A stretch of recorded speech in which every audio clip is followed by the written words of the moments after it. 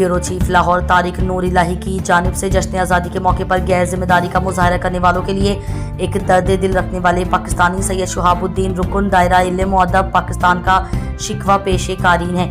आमदा खबरों के मुताबिक यौम आज़ादी के मौके पर मुख्तलिफ इलाकों में हवाई फायरिंग से 2 अफराद अपनी जान से हाथ धो बैठे और 95 के करीब लोग जख्मी हुए, जिनमें से न जाने कितने मजीद जख्मी जिंदगी और मौत की कश्मकश में मुब्तला हो गए।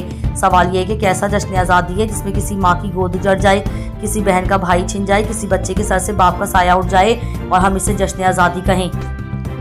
ये कैसा जश्न आज़ादी है? लाशों पर जश्न मनाना कौन सी इंसानियत है? क्या कायदे आज़म ने इसी दिन के लिए पाकिस्तान बनाया था?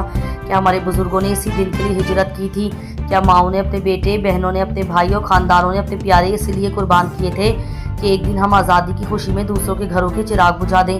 दुनिया में बेशुमार ममालिक यौम आज़ादी मनाते हैं, मगर कहीं ये सुनने में नहीं आता कि खुशियों में लोगों की जानें ले ली जाएं, नाहक किसी का खून कर दिया जाए। अफसोस के बहुत सौ ने सब कुछ भुला दिया। न मकसद पाकिस्तान याद रहा, न इस दिन की अहमियत, न इंसान की जान की कदर और न ही खुदा का खौफ। आज से 25-30 साल कबल तक 14 अगस्त बहुत संजीदगी और सादगी से मनाया जाता था। इस दिन पाकिस्तान की तारीख पर तकारीर होती थी, आज़ादी के उन्वान से मुशायरे सजते थे, दिलों को गरमा देने वाले मिली नगमे गूंजते थे, आज़ादी के पस मंज़र में बनने वाली फिल्में दिखाई जाती थीं और मसाजिद में मुल्क व मिल्लत के लिए दुआएं होती थीं। कौम के दिलों में जज्बा और बुलवतनी की लो को बढ़ाया जाता। तब ये दिन जश्न आज़ादी नहीं कहलाता था बल्कि यौम आज़ादी कहलाता था।